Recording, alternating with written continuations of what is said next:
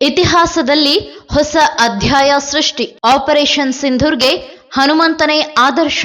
ಪಾಕ್ ಬಗ್ಗು ಬಡಿದ ಸೇನೆ, ಅಮಿತ್ ಶಾ ಫುಲ್ ಖುಷ್. ಕ್ರೂರ ಹತ್ಯೆಗೆ ಪ್ರತೀಕಾರವೇ ಆಪರೇಷನ್ ಸಿಂಧೂರ್. ಭಾರತೀಯ ಸೇನೆಯ ಕಾರ್ಯಕ್ಕೆ ರಾಜನಾಥ್ ಸಿಂಗ್ ಹೇಳಿದ್ದೇನು? ನಾನು 86 kg ಇದ್ದವಳು 71 kg ಬಂದಿದ್ದೀನಿ. ವಯಸ್ಸಾದ್ಮೇಲೆ ಸ್ಮಾರ್ಟ್ ಆಗಿ ಕಾಣ್ತೀರಾ ಅಂದ್ರೆ ಜಿನ್ನಿ. 126 kg ವೇಟ್ ಇದ್ದು ನಾವು ಈಗ 114 kg ಲೆಕ್ಕ ಬಂದಿದ್ದೀವಿ. ಯಾವುದೇ ಸೈಡ್ ಎಫೆಕ್ಟ್ ಆಗಿಲ್ಲ. 84ರಿಂದ 50 kg ಬಂದೆ. ಆಮೇಲೆ ಸಣ್ಣಗೆ ಫಿಟ್ ಆಗಿದ್ದೀನಿ. ಅದಕ್ಕೆ ನಾನು ಯೂಸ್ ಮಾಡ್ತಾ ಇರೋದು ಜೀನಿ ಸ್ಲಿಮ್. ಪಹಲ್ಗಾಮ್ ದಾಳಿಗೆ ಪ್ರತೀಕಾರವಾಗಿ ಪಾಕಿಸ್ತಾನದ ಭಯೋತ್ಪಾದಕ ಅಡಗುತಾಣಗಳ ಮೇಲೆ ಭಾರತೀಯ ಸೇನೆ ನಡೆಸಿರುವ ಆಪರೇಷನ್ ಸಿಂಧೂರ್ ಬಗ್ಗೆ ಮೊದಲ ಬಾರಿಗೆ ಕೇಂದ್ರ ರಕ್ಷಣಾ ಸಚಿವ ರಾಜನಾಥ್ ಸಿಂಗ್ ಮಹತ್ವದ ಹೇಳಿಕೆ ನೀಡಿದ್ದಾರೆ. ನವದೆಹಲಿಯಲ್ಲಿಂದು 6 ರಾಜ್ಯಗಳು ಮತ್ತು 2 ಕೇಂದ್ರಾಡಳಿತ ಪ್ರದೇಶಗಳಲ್ಲಿ ಬಿಎಸ್ಎಫ್ನ 50 ಮೂಲ ಸೌಕರ್ಯ ಯೋಜನೆಗಳ ಉದ್ಘಾಟನೆ ನಡೆಸಿ ಮಾತನಾಡಿರುವ ಅವರು, ನಮ್ಮ ಅಮಾಯಕ ಜನರನ್ನ ಕೊಂದವರ ಮೇಲೆ ಮಾತ್ರ ನಾವು ದಾಳಿ ಮಾಡಿದ್ದೇವೆ ಎಂದು ಹೇಳುವ ಮೂಲಕ ದೇಶವು ಭಗವಾನ್ ಹನುಮಂತನ ಆದರ್ಶಗಳನ್ನ ಅಳವಡಿಸಿಕೊಂಡಿದೆ ಎಂದು ಪ್ರತಿಪಾದಿಸಿದ್ದಾರೆ. ಹನುಮಂತನ ಆದರ್ಶಗಳನ್ನ ಅನುಸರಿಸಿದ್ದೇವೆ. ನಾವು ಹನುಮಂತನ ಆದರ್ಶಗಳನ್ನ ಅನುಸರಿಸಿದ್ದೇವೆ. ಅಶೋಕವನ ನಾಶದ ಸಮಯದಲ್ಲಿ ಅವರು ಹೇಳಿದಂತೆಯೇ ನಮ್ಮ ಮೇಲೆ ದಾಳಿ ಮಾಡಿದವರ ಮೇಲೆ ಮಾತ್ರ ನಾವು ದಾಳಿ ಮಾಡಿದ್ದೇವೆ. ನಾವು ಕೂಡ ನಮ್ಮ ಮುಗ್ಧ ಜನರನ್ನ ಕೊಂದವರ ಮೇಲೆ ಮಾತ್ರ ದಾಳಿ ಮಾಡಿದ್ದೇವೆ.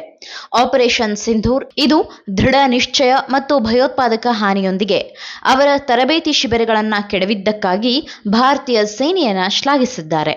ಇದು ಅತ್ಯಂತ ಜವಾಬ್ದಾರಿಯುತ ಕಾರ್ಯವಾಗಿದೆ.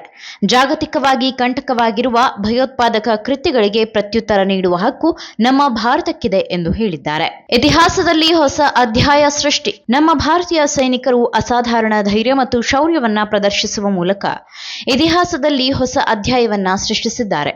ಭಾರತೀಯ ಸೇನೆಯು ಕಾರ್ಯಾಚರಣೆಯನ್ನ ನಿಖರತೆ, ಜಾಗರೂಕತೆ ಮತ್ತು ಸೂಕ್ಷ್ಮತೆಯಿಂದ ನಡೆಸಿದೆ.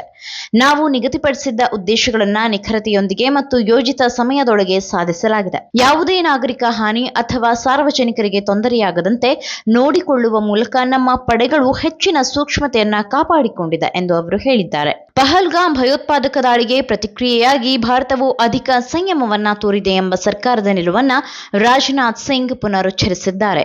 ಜಿನ್ ಮೋಹಿ ಮಾರ ತಿನ್ ಮೋಹಿ ಮಾರೆ ಎನ್ನು ರಾವಣನಿಂದ ಅಪಹರಿಸಿ ಬಂಧಿಸಲ್ಪಟ್ಟ ಸೀತೆಯನ್ನ ಹುಡುಕುತ್ತಿದ್ದಾಗ ಅಶೋಕ ವಾಟಿಕಾವನ್ನ ನಾಶ ಮಾಡುವ ಮೊದಲು ಹನುಮಂತ ಏನು ಹೇಳಿದ್ದರು ಎಂಬುದನ್ನು ತಿಳಿಸಲು ಅವರು ರಾಮಚರಿತ ಮಾನಸದಲ್ಲಿನ ಸನ್ನಿವೇಶವನ್ನ ಉಲ್ಲೇಖಿಸಿದ್ದಾರೆ.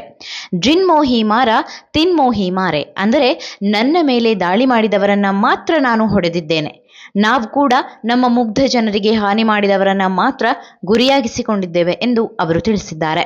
ನಮ್ಮ ನೆಲದ ಮೇಲಿನ ಈ ದಾಳಿಗೆ ಪ್ರತ್ಯುತ್ತರ ನೀಡುವ ಮೂಲಕ ಭಾರತ ತನ್ನ ಹಕ್ಕನ್ನ ಚಲಾಯಿಸಿದೆ. ಈ ಕಾರ್ಯಾಚರಣೆಯನ್ನ ಎಚ್ಚರಿಕೆಯಿಂದ ಯೋಚಿಸಿ ಮತ್ತು ಯೋಜಿತ ತಂತ್ರದೊಂದಿಗೆ ನಡೆಸಲಾಯಿತು.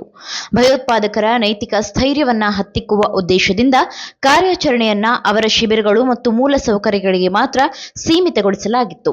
ನಮ್ಮ ಕೆಚ್ಚೆದೆಯ ಪಡೆಗಳಿಗೆ ನಾನು ನಮಸ್ಕರಿಸುತ್ತೇನೆ ಎನ್ನುವ ಮೂಲಕ ರಾಜನಾಥ್ ಸಿಂಗ್ ಸೇನೆಯ ಶೌರ್ಯ ಪರಾಕ್ರಮವನ್ನ ಕೊಂಡಾಡಿದ್ದಾರೆ. ಕ್ರೂರ ಹತ್ಯೆಗೆ ಆಪರೇಷನ್ ಸಿಂಧೂರ್. ಇನ್ನು ಆಪರೇಷನ್ ಸಿಂಧೂರ್ ಬೆನ್ನಲ್ಲೇ ಕೇಂದ್ರ ಗೃಹ ಸಚಿವ ಅಮಿತ್ ಶಾ ಭಾರತೀಯ ಸೇನೆಯ ಪರಾಕ್ರಮವನ್ನ ಅಭಿನಂದಿಸಿದ್ದಾರೆ. ನಮ್ಮ ಸಶಸ್ತ್ರ ಪಡೆಗಳ ಬಗ್ಗೆ ಹೆಮ್ಮೆ ಇದೆ.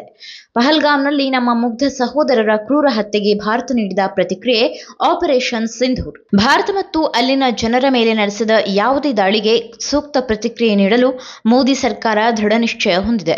ಭಯೋತ್ಪಾದನೆಯನ್ನ ಅದರ ಮೂಲದಿಂದಲೇ ನಿರ್ಮೂಲನೆ ಮಾಡಲು ಭಾರತ ದೃಢವಾಗಿ ಬದ್ಧವಾಗಿದೆ ಎಂದು ಅವರು ತಮ್ಮ ಸಾಮಾಜಿಕ ಜಾಲತಾಣದಲ್ಲಿ ಪೋಸ್ಟ್ ಮಾಡುವ ಮೂಲಕ ಆಪರೇಷನ್ ಸಿಂಧೂರನ್ನ ಶ್ಲಾಘಿಸಿದ್ದಾರೆ.